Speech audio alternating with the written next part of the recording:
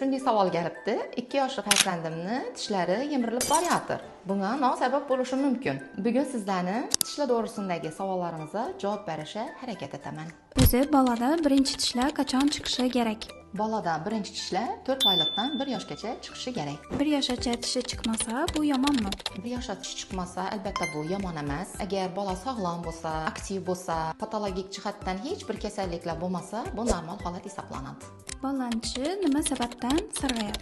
Bolaning tishi ovqat qoldiqlaridan, har xil rangli ichimliklardan sarg'ayishi mumkin. Shuning uchun bolani birinchi tishi chiqqanidan keyin tish yuvishni o'rgatishimiz kerak. Nima uchun 3 yoshgacha bo'lgan bolalarning tishlari yemirilib ketadi? Birinchi navbatda ona homiladorlik paytida oqsillar boy bo'lmagan, kalsiya boy bo'lmagan ovqatlarni, mikroelementlarni kam iste'mol qilish natijasida bo'lishi mumkin. Ikkinchi sababi bolada so'rg'ich kariyesi bo'ladi. Ya'ni 3 yoshgacha bo'lgan bolalar so'rg'ich so'rib yurishi natijasida tishni emalini yemirishi mumkin so'rg'ich. Shuning hisobidan yosh bolalarda ko'pincha karies kuzatilishi mumkin. Sut tishlarini davolatish kerakmi?